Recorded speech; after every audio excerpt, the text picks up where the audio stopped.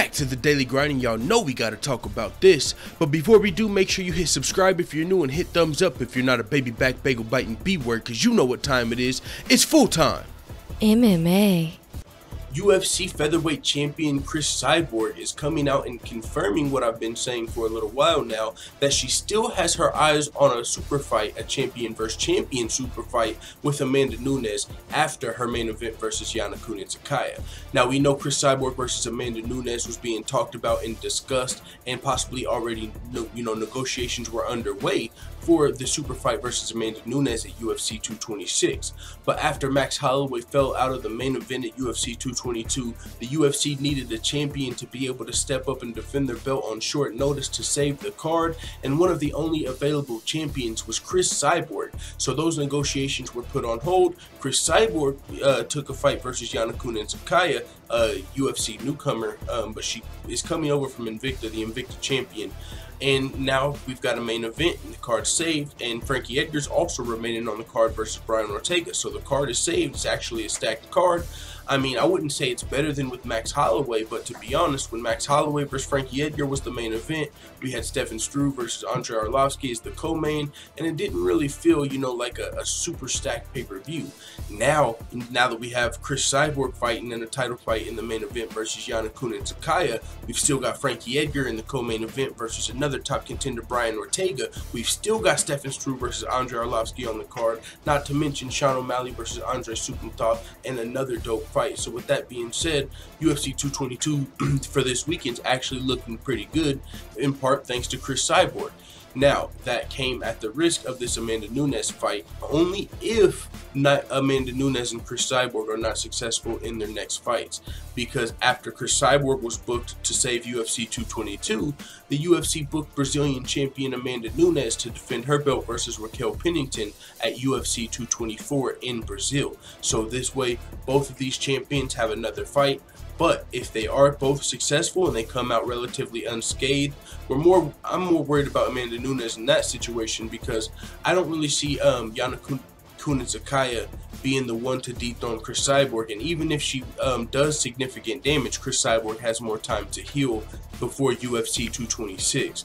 As to where if Amanda Nunez, she could either lose to Raquel Pennington, or if she takes some significant damage to Raquel Pennington, UFC 226 is only 2 pay-per-views away. So if Amanda Nunez is in a war for any reason, or if she, injures or, gets an injury, for God forbid, then she might not be able to participate in UFC 226 versus Cris Cyborg.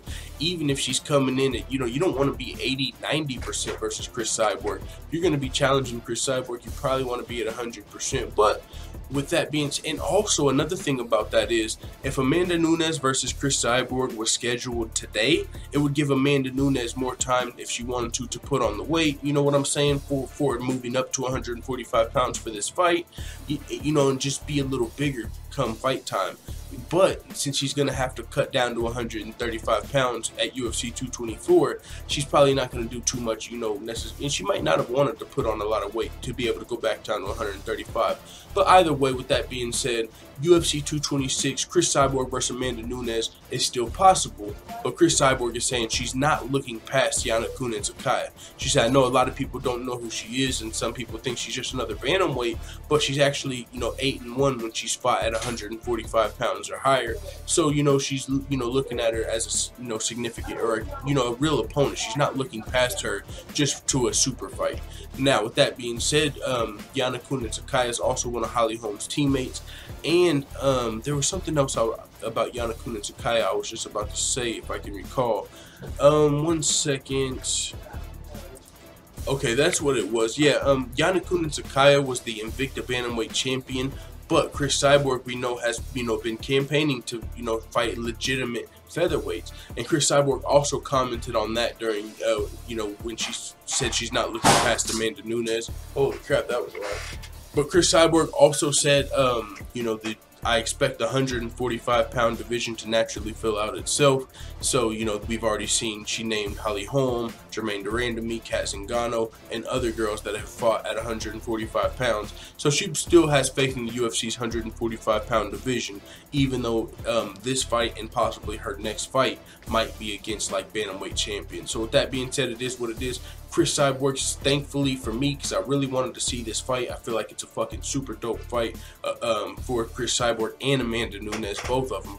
Cris, that champion versus champion super fight, and it would be another champion versus champion super fight on UFC 226. We know Daniel Cormier versus Stipe Miocic is already targeted to headline that card. They're filming The Ultimate Fighter right now. The coaches, Daniel Cormier is one coach, Stipe Miocic is the other coach, and then after that season concludes, we'll see them battle, you know, champion versus champion super fight in the main event of UFC 226. And then we also might have TJ Dillashaw versus Demetrius Johnson on that card. There's been talks of the UFC turning that card into like the Super Bowl of MMA. You'd have 6 champions, 3 champion versus champion. That really sounds almost too good to be true, which usually means it is. I mean, just being honest. So with that being said, I will say we should expect at least 2 of those fights to materialize for UFC 226. We know one of them is definitely going to be DC versus Stipe. We'll see what happens with the other 2. But Cris Cyborg and Amanda Nunez do have title defenses ahead of them. They both have to be successful and also come out relatively unscathed if they do want this super fight. So with that being said, it is what it is. Cris Cyborg's not looking past her opponent, even though a lot of fans might be. Let the full-time family know what you think in the comments. I'm out. And as always, thanks for watching this video. If you enjoyed this video, make sure to hit the subscribe button and also hit the notification bell right next to it so you're notified every time I upload a video. I'm out. Bye, Felicia.